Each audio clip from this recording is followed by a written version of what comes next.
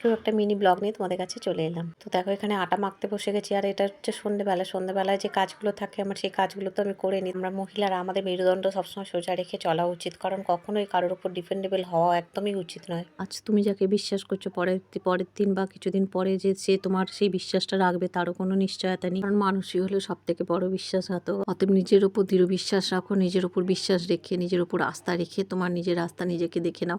নিজের রাস্তা নিজেকে তৈরি করার ক্ষেত্রে কখনোই পিছপা হলে হবে না। যতই ঘাত প্রতিঘাত যাই থাকুক, এগোতেই হবে তোমাকে, সেটা মনে রাখতে হবে। এবং সেখানে তুমি দৃঢ় বিশ্বাস রাখবে নিজের উপর 100%। আজ তুমি যখন সুস্থ আছো, সবল আছো, তখন তুমি নিজের লাইফ নিজে তৈরি করে নাও। আর যখন বয়স হবে তখন এর উপর নির্ভর করবে, ওর উপর নির্ভর করবে, সেটা যেন কখনোই করতে না হয়। তাই এখনো সময় আছে ঘুরে দাঁড়াবার। এখন থেকেই সেই রাস্তা তোমাকে তৈরি করে নিতে হবে। এখন থেকেই তাই তোমাকে ভাবতে হবে ভবিষ্যতের কথা, এবং ভবিষ্যতে যখন বয়স হবে তখন যাতে কারোর উপর ডিপেন্ডেবল হতে না হয়। চলো তাই আজ থেকেই আমরা লেগে পড়ি ভবিষ্যতের দিকে এগোতে এবং ভবিষ্যতের জন্য সঞ্চয় করতে।